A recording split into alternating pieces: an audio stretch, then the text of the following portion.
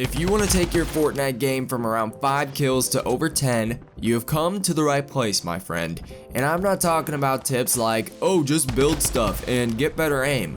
I'm going to assume that you're smarter and you already know that. So personally, I think 5 kills really isn't bad and definitely takes you away from potato status in the game, but a lot of you guys are hungry for more kills and I really like that drive. So today, we're going to dive into 5 key elements to really start raising your game up over 10 kills so you can start to impress those ladies with your Victory Royale Snapchat stories. You would not believe how many girls really care about your Fortnite stats, guys. So before I get into this video, I just want to make sure that you believe in this and that you are prepared to sacrifice everything. Now that we're on the same page, let's get right into it. Just do it. Knowing the hot drops on the map is the first step to really going for higher kill games. My personal favorite is Tilted Towers, Retail Row, and wherever the weekly kill or chest challenges are. With the Battle Pass challenges, it's really important to stay up to date with where a lot of players will be going to complete these. This week's challenge called for 3 eliminations in Tomato Temple, and swarms of people have flocked there in my lobbies. I don't know about you guys, but that's the experience I've been going with, and I assume a lot of you have as well. Most of the time, hot drops will be wherever the bus is directly flying over at the start. This can sometimes be Paradise Palms, Pleasant Park, and Greasy Grove as well. So basically, just watch the back of the bus to see how many people are dropping out. No going to Lonely Lodge, Junk Junction, or places like that. This really takes being active in the game, paying attention to where the meta really is pushing people, where there's more loot, and where more people are going to be dropping, and whether your lobby is playing more conservative and dropping towards the end of the bus, or if they're more aggressive and they're dropping towards the front, in which case you're going to have to be aggressive as well. I know you're not a potato, and I don't need to tell you not to be a meme, but don't go to Lonely Lodge. But some of us have those friends that just beg to go to these discreet locations, so if this happens to you, you just gotta yell tilted and full out and send it. Your first priority in these drops should be to get an early advantage over other players who are still scrambling around for weapons and shields. This can be the difference between starting with 2 kills off the bat or anywhere over 5. I will use Trump Tower and Tilted as the example here. If you can manage a decent drop towards the top of the building, you can pick up a few kills inside the tower, because most of the time, your opponents will only have 1 or 2 guns just like you, which will make the fight fairly even. So if you can best them in those, you're going to manage to clean that up quickly, and you will oftentimes end up with an assault rifle, sniper, or something long range that will let you pick off other players around the city from up top. At the very least, you can come out of this scenario with 3 kills off the start, lining yourself well on the way to those 10 eliminations by the end. What I like to do after sweeping my initial landing area is to listen for other players fighting also nearby. This is where timing is really key in the game, and you can swoop in to possibly steal both kills. I've had a lot of situations where I will run up on a fight and kill both players with only a couple shots because they've been fighting each other. This might seem like a cheap way to get kills, but remember guys, we're in a battle royale, and we are sacrificing everything. Jokes aside, playing faster paced at the start of games is really beneficial for going for those high kill games. If you don't want to play fast paced all game, that's perfectly fine, but it is really important to play fast paced at the start, because this is where the most amount of people die really fast. I'm sure that you guys have seen lately that lobbies are just dying so much faster than they used to in like season 2, season 3. I don't know if you guys were around back then, but at the same point, they die so fast now that you have to be active early game. You can always play faster paced mid game because you can go hit rifts and stuff like that, but at the start of the game, this is where you really got to get in the most fights. In the case that you don't actually hear any fighting around you at the start, take the time to get resources and to loot more. Normally I don't like to take too much time to loot, but players have definitely gotten a lot better at building.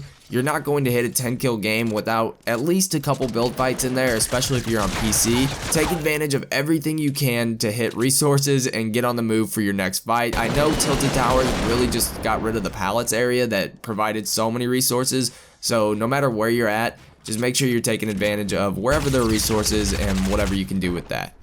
Positioning is always extremely helpful in all of these higher kill games. Now, if you've ever read a YouTube or Twitch comment section, which I'm sure you have, where pros are playing Fortnite, you will see thousands of kids whining about not getting as easy or as many bots as these pro players get.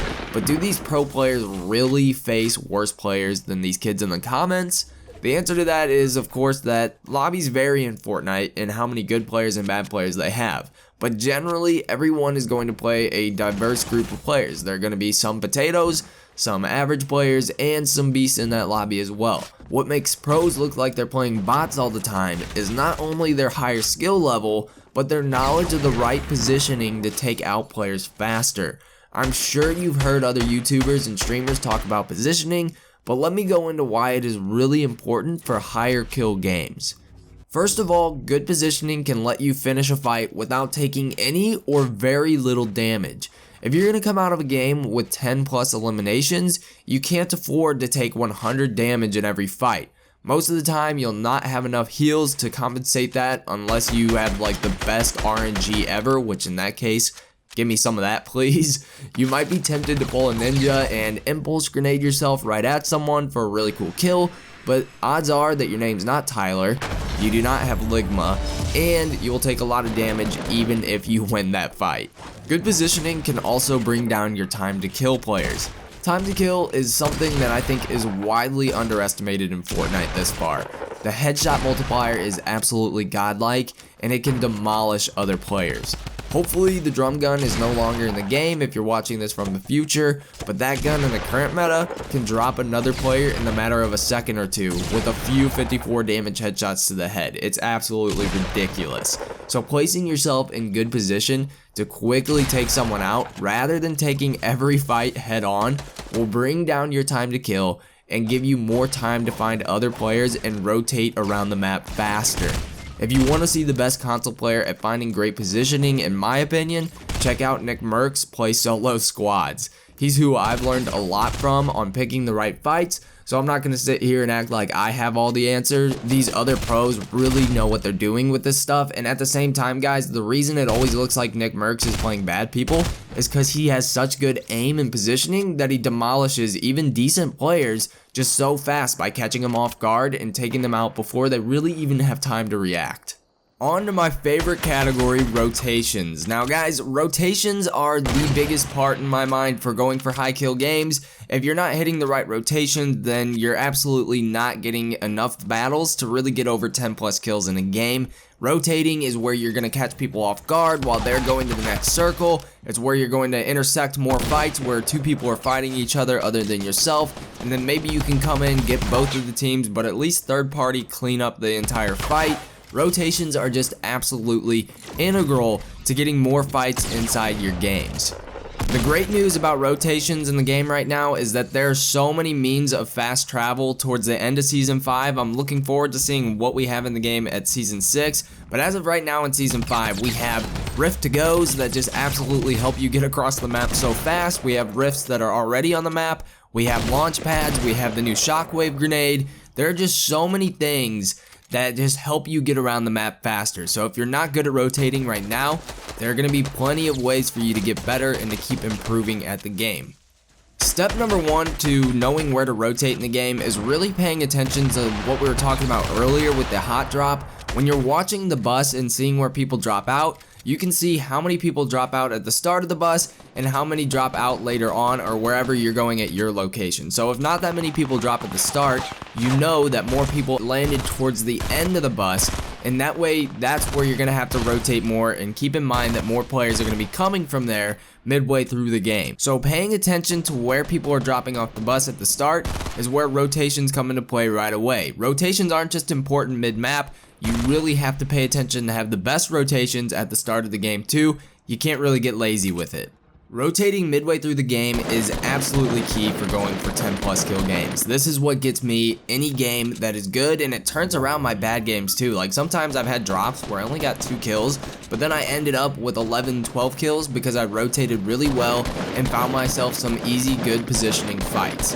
The way to do this is to really go to wherever the next circle is, but stay towards the border where the previous circle is very big and going to be coming in at. This is where a lot of players will funnel in at, and you're going to get yourself a lot of kills because people are running in from the storm. Maybe they're weak, maybe they were fighting other players, and you can clean that up very easily and maybe get yourself more fights that you wouldn't have gotten if, say, you would have just gone straight to the middle of the circle. A lot of people actually avoid the middle of the circle and they stay towards those outskirts. So don't miss out on fights because you're going to the middle and building a 1x1. You need to be rotating around the outskirts, finding players that are coming in. Maybe if you hear fights, then go to those fights, third party them, clean them up, get yourself some easy kills. But this is the best way to do it. And keep in mind, guys, what we were talking about in the previous step is that you got to be paying attention to where most of the people landed from the bus. This is going to give you an opportunity to know where to rotate because you're like, okay, I saw a ton of people drop out at Paradise Palms. I'm at Salty Springs. That means all those players are going to be rotating in from Paradise Palms. Maybe they're hitting rifts, but I'm going to be ready for them, waiting for them to come into the circle. So it's stuff like that. Knowing where these hot zones are and where people are going to be rotating through, it's all knowledge you get from playing the game in general, but if you can start keeping it in mind now, it's really going to help you in the long run and make you a better player with higher kills sooner. And on to the last one, we have the end game strategy. So guys, this one is not really a end game guide, so I'm not going to go into what all you should do at the end game. This is for getting more kills at the end game.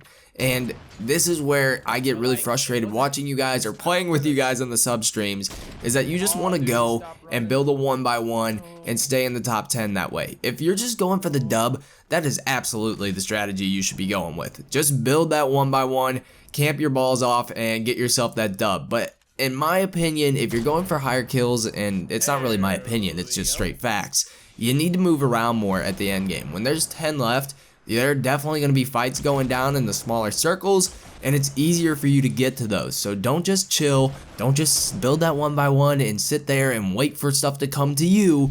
You got to get active and start going into these fights. Of course, build yourself some ramps up to these fights. Don't just be fighting on the ground, but you can still be safe and go for more kills. So be active in the end game. Don't just be a guy that's sitting there like a little flower up in your little 1x1. Go in there, get in some more fights, and this is going to end up with more kills for you. Remember, guys, I've had games where I only had like 6 kills in the top 10, but then I end with over 10 because I kill like 5 of the last 9 guys. So that's just how you got to do it. You got to play active at the end. A lot of times, some of these players at the end are bad because they camped all day. If you want to find those potatoes, you want to get yourself more kills, you got to go potato hunting. So make sure that you're not just chilling. Alright guys, I hope these tips have helped. I know that my voice doesn't sound the best. I've been sick all week, and that's why I've been waiting to record this guide, but I decided I just gotta full on send it. And if Batman is casting a nerdy sounding Batman, I think I would have a really good potential to get that position, you know? Maybe I'm not wearing hockey pads or something, but my voice is just absolutely trashed right now. Thanks everybody for tuning in. I hope this helped. I know this is the first guide we've done in a long time, and that's why a lot of you have subscribed. So if you haven't subscribed already, please do. But we're doing a lot more gameplays and stuff like that too over on twitch.tv/RodeyBros. Go sub there or follow there. You don't have to sub. But great seeing you guys in a video again, and I will see you all in the next one. Started as a zero, I was chasing dreams, trying to turn into a hero. Sniper rifle, 5 rifles, going for the title. I could be the one that they idol. Red brush, climb the stairs, fire here, I'm over there. It's Rodey fam, hit you while we flying through the air.